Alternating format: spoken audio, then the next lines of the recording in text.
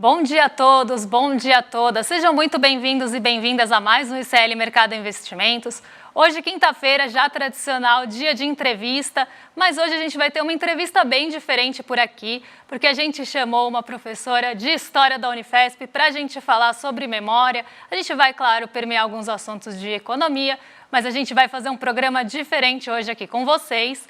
Então, a gente vai ter toda uma estrutura aí bastante diferente. Inclusive, vamos começar com a entrevista, mas antes eu vou dar bom dia para o André, que está em casa. Bom dia, André, tudo bem com você?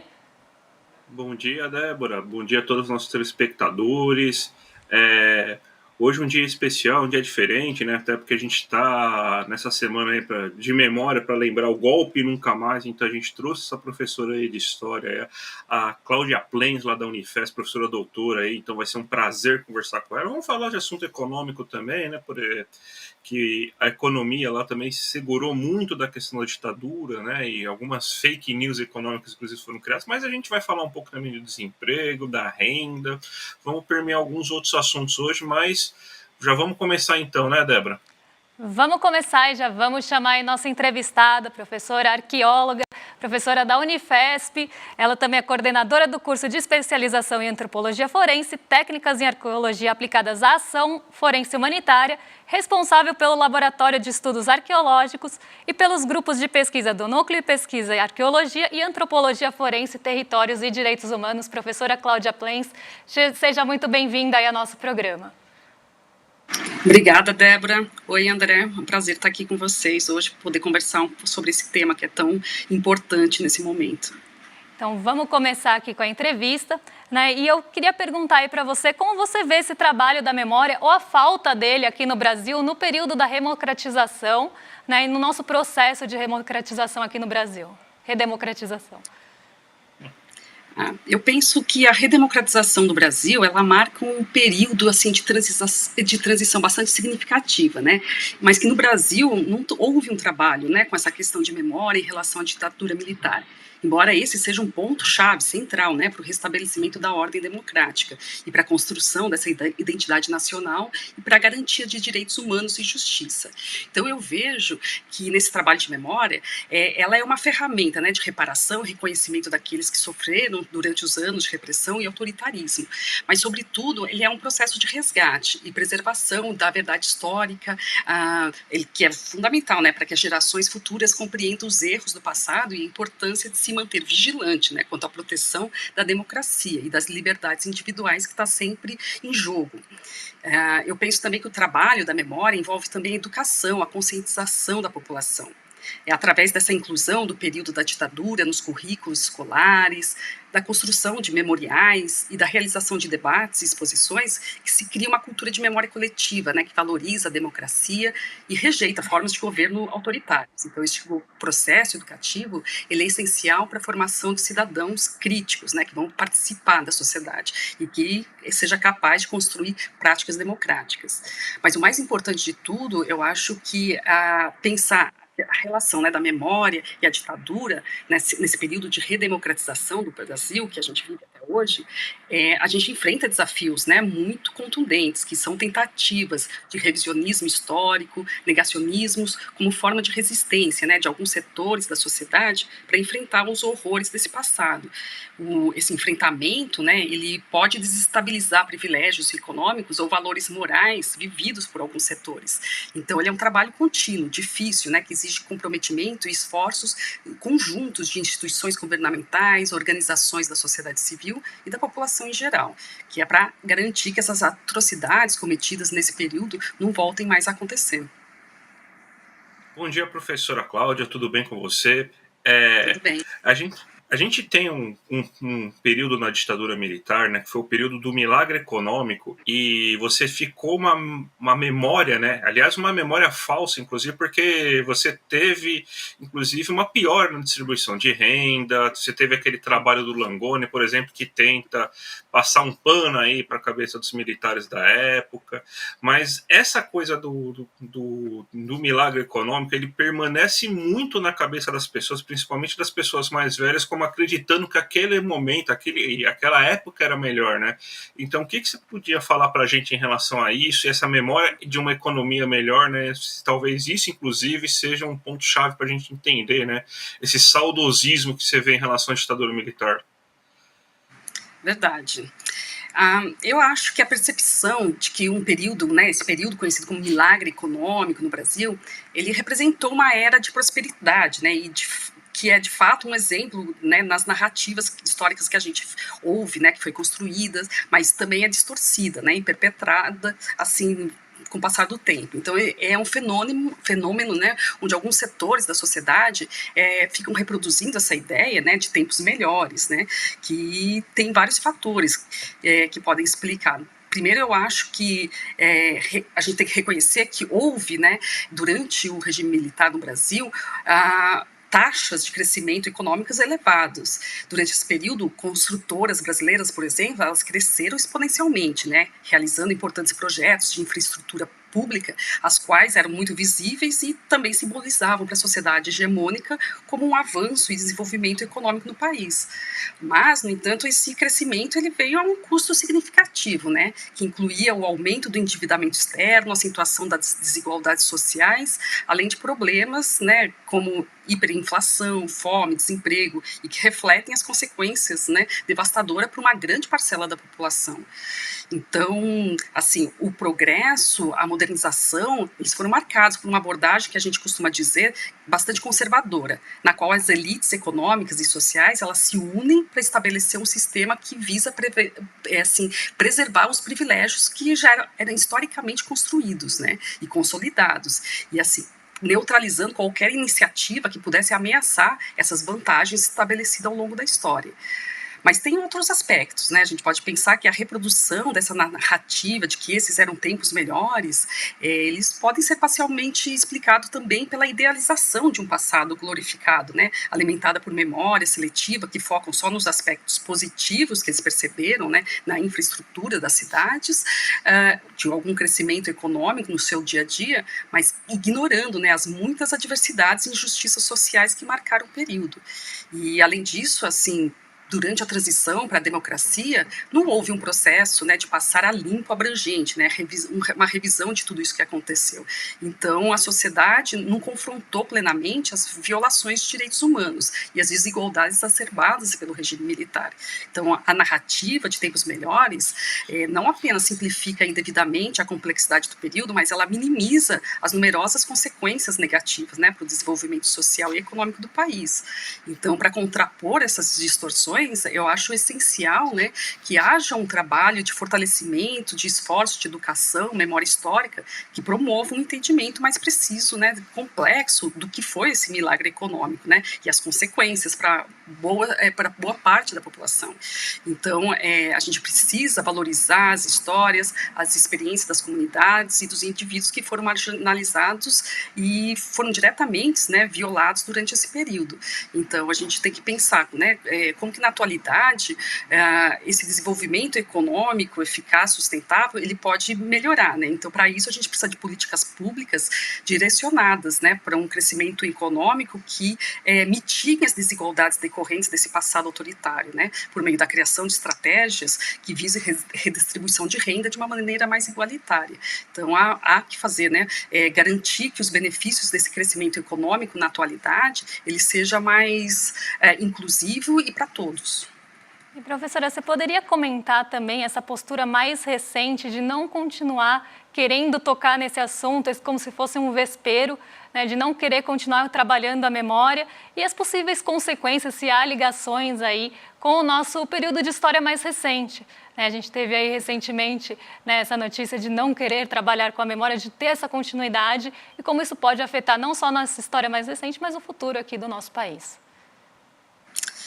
É uma pergunta importante, né? Porque essa continuidade que a gente ouve no Brasil de não querer tocar profundamente, né, ou remoer, né, profundamente o assunto do regime militar e suas consequências, ela reflete uma tensão persistente dentro da sociedade sobre como a gente lida com os períodos difíceis da nossa história. É uma aversão, né, ao confronto direto com o passado, que não é uma questão exclusiva do Brasil, mas no nosso contexto ela evidencia questões específicas sobre memória, justiça, identidade nacional, que permanecem pouco resolvidas, né? Então, a gente tem que entender isso, assim, primeiro, né, porque é fundamental considerar o contexto de transição do Brasil da ditadura para a democracia, que foi marcada por uma abordagem de esquecimento em nome de uma conciliação nacional. Ao contrário de outros países que experimentaram regimes autoritários também, né, como a Argentina, o Chile, o Brasil optou por uma política de anistia ampla, que acabou não promovendo um processo efetivo, né, de responsabilização pelas violações de direitos humanos. E esse esquecimento oficial dificultou essa abertura de um espaço público para o debate e a reflexão crítica sobre essas feridas que foram deixadas pelo regime. Então, eu penso que as narrativas em torno desse milagre econômico, do suposto progresso alcançado no regime militar, tem sido instrumentalizado, né, por grupos políticos que buscam legitimar uma visão de história que minimiza ou mesmo nega as atrocidades cometidas. Então é uma disputa de narrativa, né, que polariza a sociedade, e essas memórias e interpretações são conflitantes, né? Então a gente tem um problema na sociedade por essas divergências todas. Então é uma questão que também se enraiza na complexidade de lidar com essa memória e o trauma coletivo, né? Tocar nessas feridas é visto por muitos segmentos como uma ameaça à estabilidade e à unidade nacional, e revela um profundo desconforto em confrontar aspectos da identidade nacional construídos sobre fundamentos bastante questionáveis.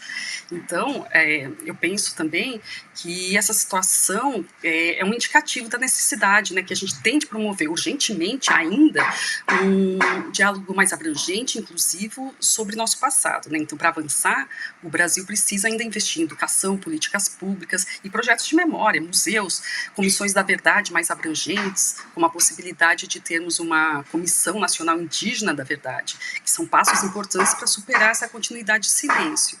Só assim a gente pode garantir que as lições do passado sejam aprendidas. Então, como pesquisadora, eu venho desenvolvendo 2 projetos arqueológicos, né, visando esse enfrentamento desse passado. Então, o primeiro é relativo a um caso de 2 grupos indígenas Chavante no Mato Grosso, que durante a ditadura e sob a responsabilidade do Estado brasileiro, culminou com a morte de mais de 80 pessoas em apenas 2 dias e que foram enterradas em uma vala comum. O outro projeto é um pouco mais, né, tá na mídia, eu coordeno com 2 colegas da Unicamp e da UFMG, e que teve uma origem no grupo de trabalho do DOI-CODE, que é justamente a pesquisa do maior centro de repressão do Brasil, no DOI-CODE. Então, assim, o que a gente viu durante essas pesquisas que a gente vem desenvolvendo é que a parcela significativa dessa sociedade tem silenciado fatos do passado, mas não esquecido esses traumas dessa época. E assim que tocamos nesses assuntos, a gente traz vestígios materiais que atestam, né, as atrocidades desse período, e quando eles entram em contato com essa materialidade, eles se sentem acreditados, acolhidos, e eles gostam, né, de contar as histórias, às vezes até pela primeira vez. Então, iniciando um processo de tentativa de compreensão do que aconteceu. Mas é necessário mais do que isso, é necessário que o Estado se envolva e que a sociedade como um todo discuta, debata, acolha essas histórias, para que a gente possa iniciar um processo de cura desse passado e pensar em políticas públicas para o futuro. Então a gente tem um longo caminho pela frente e não se trata de remoer o passado, mas enfrentar ele, né? Professora, muito obrigada aqui por participar com a gente nessa semana importante aí que a gente está discutindo, né, os 60 anos do golpe de 64. Se quiser, né, a sua última palavra aí para a nossa audiência, fica à vontade. Eu acho que é o momento mesmo da gente falar sobre isso, mas exigir também, né? Assim, não se trata, essa questão de a gente evitar esse pensamento polêmico, não é uma questão de partido, né? A gente vê o governador do estado de São Paulo se recusando a debater a criação do memorial do DOI-CODE, por outro lado a gente vê o próprio presidente Lula se recusando a debater um tema que é tão urgente e tão necessário, né, que tem muitas vítimas que vivem as consequências do problema, do golpe, né, então é uma força que a gente vai ter que fazer conjuntas. Professora, muito obrigada, até a próxima. Eu que agradeço. Então vamos para a agenda agora, Débora? Vamos passar para a nossa agenda, vamos ver aí o que a gente tem de importante. A gente não tinha... Eu historiadora, não conseguiu ficar de fora do ditadura nunca mais, né? E do golpe nunca mais. Eu acho que isso é um assunto que a gente precisa falar. Inclusive, tem muito a ver aí com a economia, principalmente quando a gente pensa, né, nessa memória construída em relação ao milagre econômico de tempos melhores, que foi aí muito bem explicado pela professora e pelo André aí na pergunta. Então, eu não conseguiria deixar isso de lado, então eu quis trazer esse especial aí para vocês. Mas vamos agora para a nossa agenda de sempre, porque logo pela manhã a gente teve aí balanço da Azul e da Gol sendo divulgados, a gente teve aí o PIB do quarto trimestre, leitura final no Reino Unido, vendas no varejo na Alemanha. Aqui no Brasil, às 8 horas da manhã, saiu o relatório trimestral de inflação, a gente vai passar aí pelos principais pontos que foram apontados no relatório. Normalmente esse relatório é seguido por uma coletiva de imprensa do Roberto Campos Neto, então isso estava bem no radar do mercado.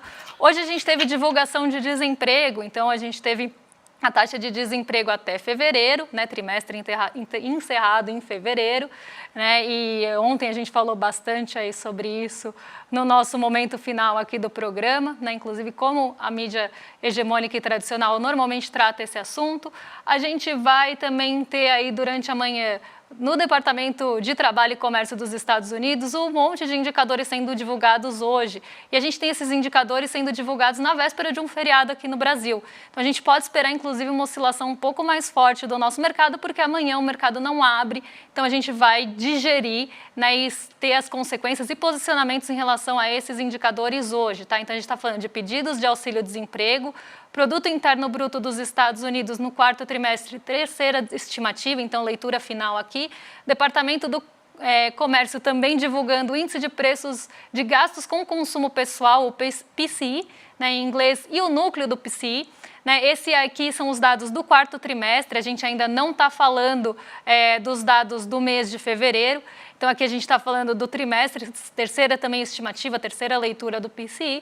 E esse normalmente é um indicador que o Fed gosta muito, o Banco Central dos Estados Unidos gosta muito.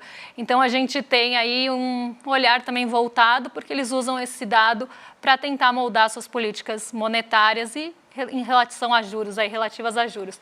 A gente tem o PMI do ISM de Chicago de março nos Estados Unidos e a gente tem a coletiva que eu falei agora às 11 horas da manhã, com o presidente do Banco Central, Roberto Campos Neto, e o diretor de política monetária, Diogo Guilhem, na sequência do relatório trimestral de inflação. Isso já é também aí algo bastante tradicional.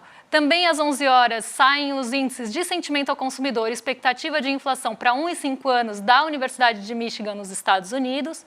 Vendas de pendentes de imóveis também, esse dado aí com um pouco mais de segundo plano, menos relevante. Aí, poços de petróleo em operação, que pode ter um peso grande por conta da volatilidade do preço do petróleo nos últimos dias. Fluxo cambial da semana de 18 a 22 de março aqui no Brasil. E a gente tem aí mercado das treasuries fechando mais cedo por conta do feriado da Sexta-feira Santa nos Estados Unidos. E a gente tem balanços da IRB hoje, depois do fechamento. Então, um dia bem recheado aí de indicadores. E vamos para o nosso Brasilzão, porque hoje saiu dados de desemprego, né, André? Então, vamos ver aí como é que ficou essa taxa de desemprego aqui no Brasil no trimestre encerrado em fevereiro. Então, Débora, você teve uma alta do desemprego novamente, né? Então, você sai de 7,6 no último mês para agora 7,8. Importante lembrar, alta esperada e abaixo do que foi previsto pelo mercado. Justamente porque esses 3 primeiros meses vão ser sempre marcados pela saída de funcionários temporários dos cargos que eles foram contratados aí para o fim do ano. Então, é isso que está acontecendo nesse momento.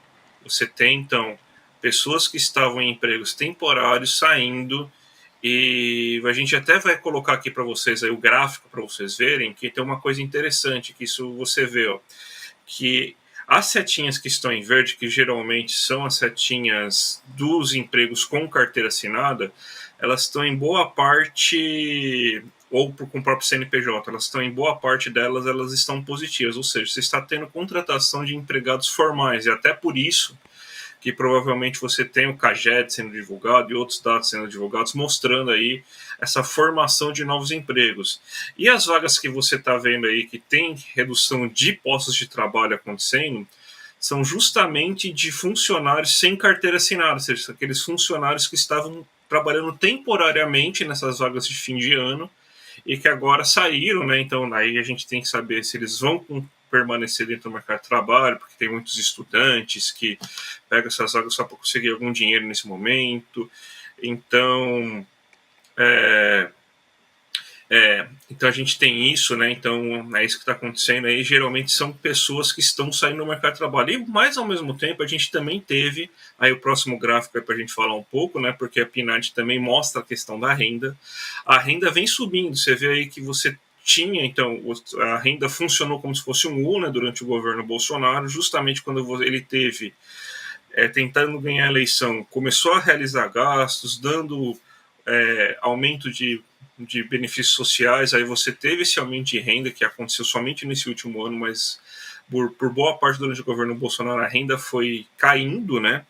E agora a gente tem a renda que está subindo desde o começo do governo Lula, a partir de janeiro, aí a gente já chega em 3,23. Então, a gente conseguiu já, pelo menos nesse momento, superar a renda que a gente estava no começo de 2021, né? Lembrando que o governo Bolsonaro entregou uma renda média recebida menor do que aquela que ele pegou. Então, ele conseguiu fazer no final de tudo, mesmo com esse crescimento final, entregar uma renda menor do que aquela do começo do governo dele, e o governo Lula pelo menos está melhorando a renda. O que puxa essa melhora da renda? A gente vê aí reajustes salariais acima da inflação, como está mostrando os dados da negociação salarial, como mostraram os dados da FIP ontem também, aumento do salário mínimo, isso aí ajuda bastante também, porque boa parte da base trabalhadora brasileira é de funcionários que ganham salário mínimo, né? Tem gente que acha isso ruim, né? Tem gente que acha que isso aí é lacração, que isso aí vai acabar gerando inflação, mas na verdade isso aí é um bom sinal, isso é um ótimo sinal pelo menos. Então a gente teve essa queda de desemprego esperado e bem abaixo do que era esperado na verdade, então mostrando assim um mercado de trabalho bem resiliente ainda e melhorando a renda do trabalhador nesse momento, Débora.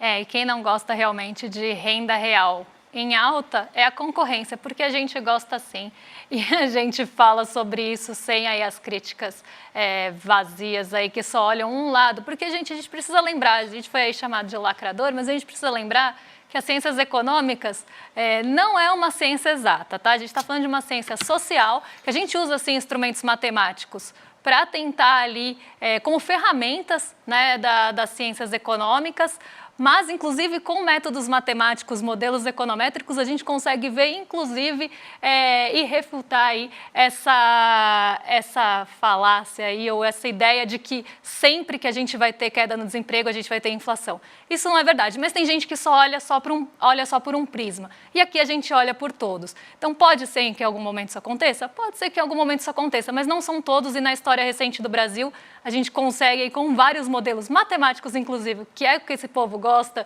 de usar como embasamento, trazer aí, justamente mostrar o contrário, que nem sempre isso é verdade, nem em todas as ocasiões isso se aplica. Então fica aí, né, a nossa resposta educada para os acontecimentos de hoje, na verdade de ontem, né? André, a gente vai despedir de você, porque agora a gente vai fazer o giro de mercado. Então, uma boa Páscoa para você, bom fim de semana e até segunda-feira. Bom fim de semana, todos os meus lacradores aí, muito obrigado. Até a próxima, gente. Então, vamos continuar por aqui, porque a gente vai falar agora da abertura de mercado. Hoje um dia mais positivo entre todas as bolsas. A gente tem as bolsas lá em Nova York um pouco mais perto da estabilidade, ali orbitando, né, o 0 a 0. Então, a gente tem uma alta, né, inclusive a Nasdaq agora foi para o 0 a 0 de novo e está no terreno negativo, mas a gente tem esse movimento por lá, orbitando, né, a estabilidade. Isso porque o mercado já está ansioso e até se posicionando para o PCI de amanhã, que eu falei que hoje saem os dados trimestrais, revisão dos dados trimestrais, mas amanhã a gente tem os dados atualizados no mês de fevereiro. E o PCI, que é o Índice de Gastos com Consumo Pessoal, como eu falei lá no começo do programa na agenda, é um índice que o Banco Central dos Estados Unidos acompanha muito de perto para embasar ali suas políticas, né, e suas decisões de política monetária. Então, a gente tem aí, né, essa expectativa grande. Então, o mercado está segurando um pouco o seu posicionamento, está tentando se posicionar para receber o índice de gastos com consumo pessoal de fevereiro. E aí a gente tem, né, como a gente não passou pela Ásia hoje, eu vou trazer a Ásia agora aqui, a gente teve queda no Nikkei 225, muito puxada ali pela expectativa ou incerteza do mercado, se o governo japonês vai ou não interferir no mercado cambial, porque a gente teve a desvalorização do iene para o menor patamar em relação ao dólar em 34 anos, essas incertezas puxaram a bolsa japonesa muito para baixo hoje, mas por outro lado o Xangai Composto subiu aí, porque a gente teve um dia mais positivo na China, inclusive ali com o Xi Jinping falando que pretende ali estreitar relações comerciais nos Estados Unidos em um evento com empresários. Em seguida, o Citi, né, em nota, revisou o crescimento da China para cima, de 4,6% para 5% ao ano. Então, isso deu um fôlego ali para o Xangai Composto e ele conseguiu chegar aí no terreno positivo e subir 0,66% em um movimento de Ásia mais divergente hoje. A gente teve mais uma vez um dia misto e as bolsas lá não seguiram uma única direção. As treasuries dos Estados Unidos também continuam subindo, né? Então isso também explica ali o movimento da redução de apetite pelo risco em Nova York, porque quando a gente fala em treasury, a gente está falando em títulos de dívida do governo dos Estados Unidos, e eles, como eu sempre falo, são um porto seguro ali para momentos de incerteza. Se eles estão pagando mais, né, e a gente tem um rendimento maior, né, nas treasuries dos Estados Unidos, o recurso em momentos de incerteza fluem, né, na verdade, para lá, para buscar segurança. Então, a gente tem aí, né, essa alta das treasuries impactando o apetite pelo risco, tanto nos Estados Unidos como nos mercados emergentes, que inclusive sofrem mais. Mas a gente tem um outro ponto aqui que está em alta, mas não o suficiente para derrubar a nossa bolsa, que é o DI futuro. O DI futuro são as negociações de juros futuras, aí aqui a gente está falando do vencimento de 2032, isso mostra as expectativas do mercado para aquele vencimento. E aí, na esteira do que a gente falou ontem, né, quando o mercado começa a ver um aquecimento maior econômico, uma queda no desemprego, né, mesmo ali, ou um aumento de renda real, eles começam a ver isso como um fator de pressão na inflação, porque eles entendem a inflação somente como uma consequência de demanda, o que não é o caso e também não é 100% das vezes que isso a gente tem, né, essa pressão vindo da demanda, e não é o caso agora, mas a gente tem esse olhar praticamente único aí de diagnosticar a inflação assim. Então, quando a gente começa a ter ali a aceleração, a gente já começa a ter uma pressão no DI futuro, e isso está acontecendo desde os dados que a gente teve de pesquisas mensais e do IBCBR. Então, a gente está vendo esse movimento ali ascendente do DI futuro, que também tende a pressionar um pouco a bolsa, mas hoje não é o caso, porque os dois estão subindo juntos. O dólar, ele está perto da estabilidade, em leve queda de 0,09, está em 4,99, ali na beirinha dos R$5. A gente sabe que R$5 é um patamar psicológico de ajuste para baixo, então quando a gente chega ali nos R$5 ou ultrapassa levemente os R$5, o mercado começa a vender para realizar lucro, então vende o dólar para realizar lucro, e a gente tem ali um movimento de queda. Então hoje a gente está bem perto da estabilidade, um dia mais morno aí para dólar e um dia mais morno também para DXY. Então, o dólar não se fortalece frente às pares, fica muito perto do 0 a 0, está em leve queda de 0,02. Então, mostrando aqui um dia mais morno para o câmbio no geral, refletindo toda aquela expectativa para os dados de amanhã e também posicionamentos, porque muitos mercados, não é só o Brasil, muitos mercados vão estar fechados na Sexta-feira Santa, né? Então, a gente tem um ajuste aí de posições para passar a Sexta-feira Santa já realizados hoje. O petróleo Brent continua em alta, ultrapassou ali o patamar psicológico também dos 85, 86 dólares por barril, e isso pode estar dando um fôlego, né, para o nosso Ibovespa. Ontem nosso Ibovespa conseguiu subir, mesmo com queda nas commodities, porque a gente teve um otimismo mais geral tomando conta ali da nossa bolsa. Mas hoje sim, a gente tem essa resposta, inclusive na nossa bolsa as commodities, porque como eu falei, foi um dia bastante otimista para a China, e normalmente isso puxa as commodities para cima também. Então, um dia mais positivo aí entre as bolsas, mas muito próximo à estabilidade, com pouca ali movimentação mais brusca, pelo menos nessa manhã. E agora eu vou dar um recado para vocês, né, porque a gente está falando aí de golpe nunca mais, a gente inclusive trouxe uma entrevistada para falar sobre isso, e a gente sabe a importância, né, que a gente tem aí em tratar o tema. Então, a gente vai ter uma exibição especial de cinema aqui no ICL, o dia que durou 21 anos, com sessão de debate e comentários com o Camilo Tavares e o Chico Pinheiro, no domingo, dia 31 de março, às 8 horas da noite. Então, depois que você comer seu chocolate, se liga aí no ICL, não esquece para ver aí essa nossa exibição especial, e a gente separou um trechinho para vocês aí em casa. Is it possible for the United States to be completely uninvolved in such a situation? O embaixador norte-americano no Brasil era o embaixador Lincoln Gordon, um homem que se tornou um personagem da história política brasileira. There's no doubt that there were covert CIA propaganda operations in Brazil. Era um clima de tensão. Os Estados Unidos não admitiriam uma outra Cuba. We had a meeting this morning with Max Taylor, and we decided on the basis of the information that had come in this morning, go ahead and start a naval task force out, but with no commitment.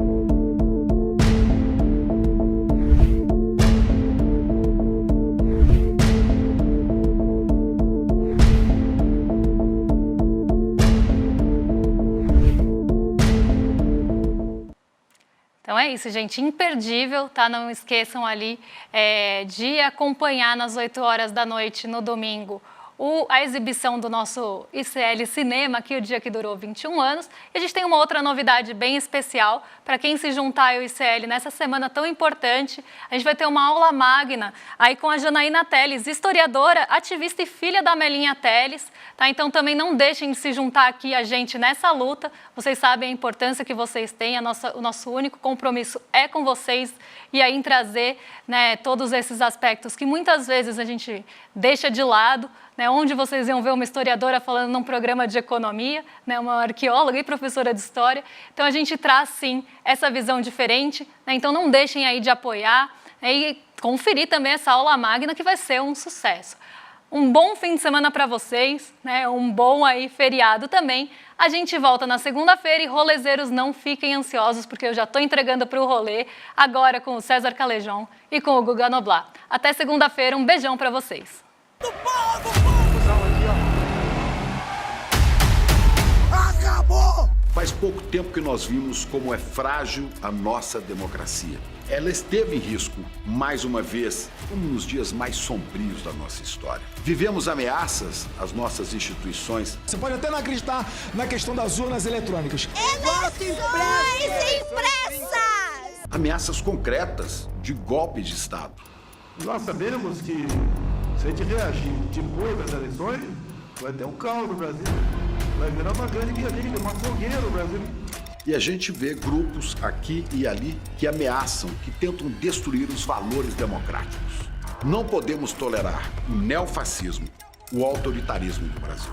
Proteger as instituições, proteger a democracia é tarefa de cada um de nós. Só o conhecimento pode fazer frente às fake news, à desinformação, ao ódio, à intolerância. Nós aqui do ICL estamos do lado da democracia. E você, de que lado está? Vamos juntos nessa luta, ela é permanente. Faça sua inscrição, defenda a democracia com o ICL.